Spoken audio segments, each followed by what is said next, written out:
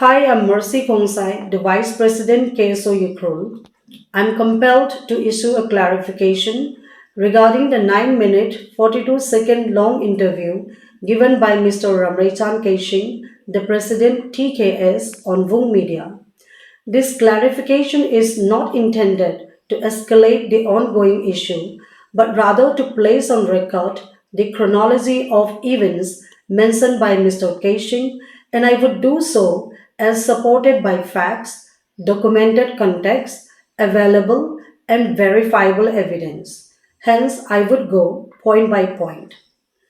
First, Mr. Keising claimed that the statements made by Mr. Tony Singh contain discrepancies and have created confusion in Manipur and Nagaland. Let me state this very clearly. Mr. Tony's interview aired on Zonet on 15 May 2026 was based on facts drawn from verifiable and publicly available sources.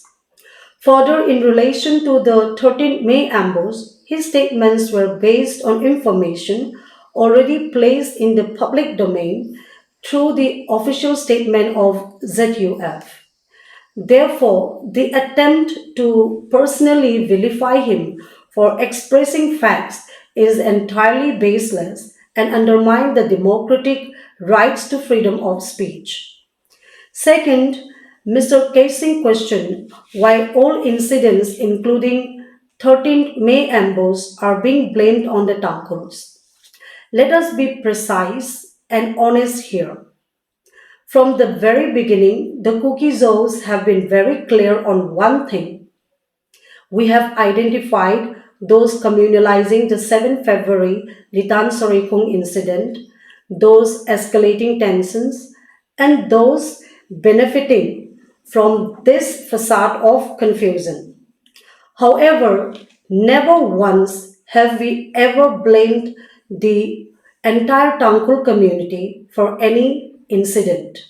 In fact, Kuki Inpi Manipur has categorically clarified this position in its press communique of 5th May 2026, and it is therefore extremely misleading to portray our stand as anti Tangkul when our concerns have consistently been against specific actions and actors. Third, Mr. Keishing claimed that 16 Cookie Joe individuals were released in the exchange of 15 May 2026.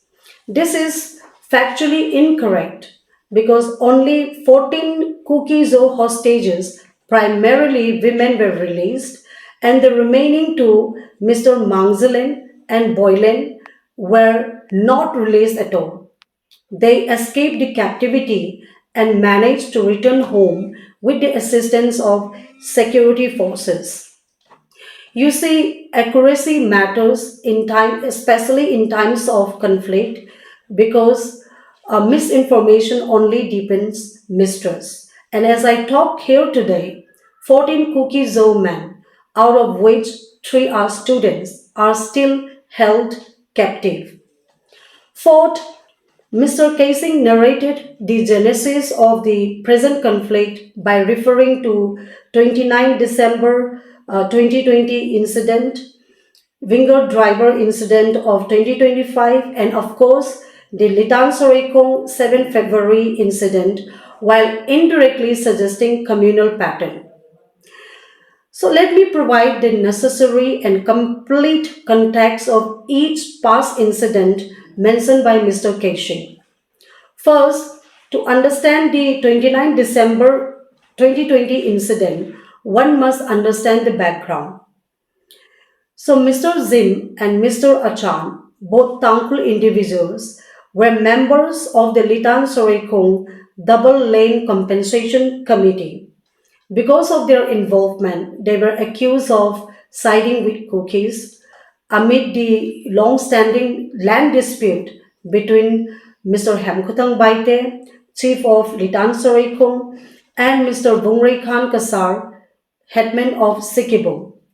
Subsequently, Mr. Zim was abducted by Mr. Bungray Khan and his associates, Importantly, the people of Litansorekong, irrespective of community, protested against the abduction of Mr. Zin.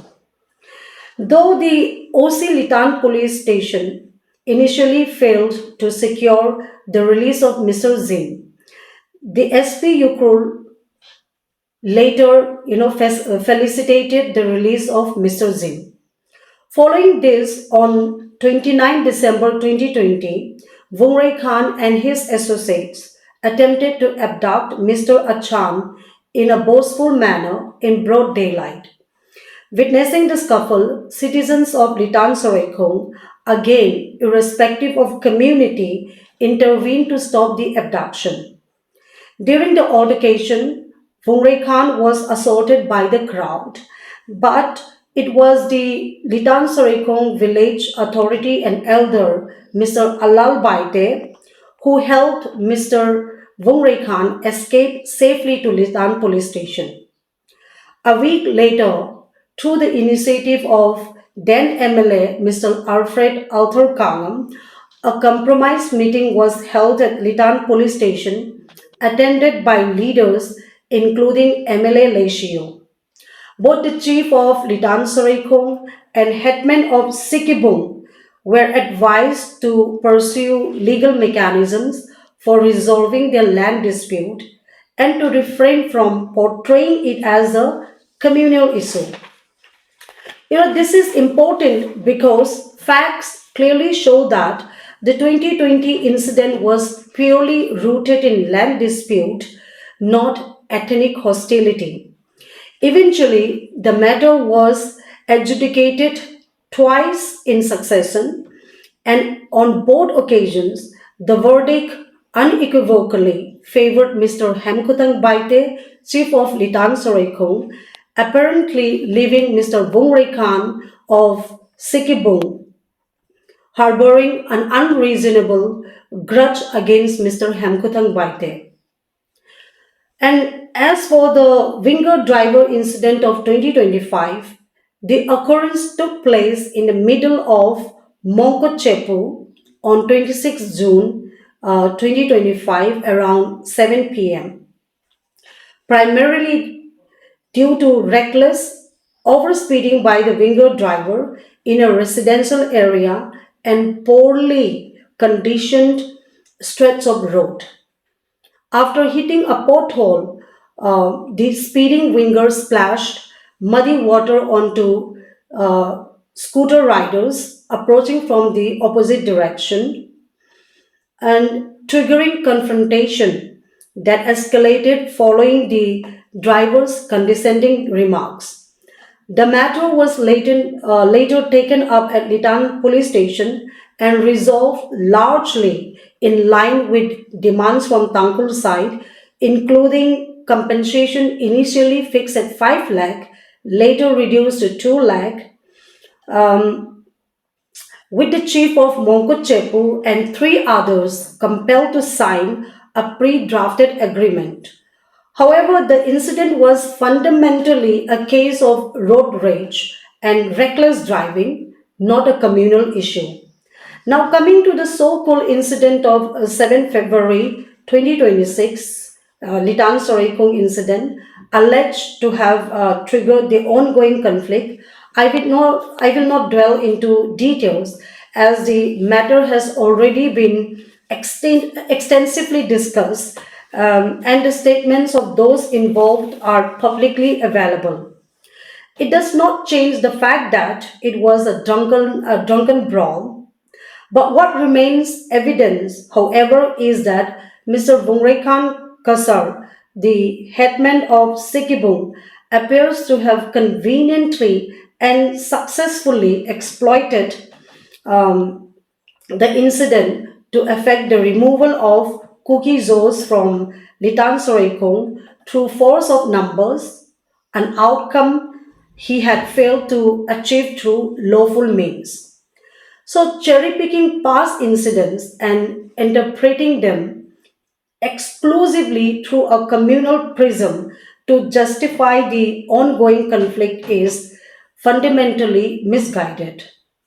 What is often projected as the origin of the present unrest may equally be seen as the consequence of prolonged suppression and condescending treatment endured by the minority community at the hands of the majority community.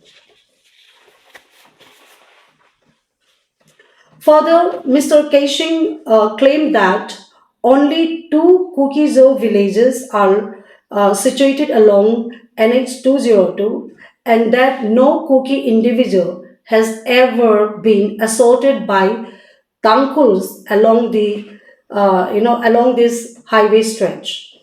Again, this is absolutely incorrect. Let's keep this straight on record that there are three Kuki Zo villages situated along the National Highway 202, namely Litan Sorikong, Mongkot Chepu, and Shanghai.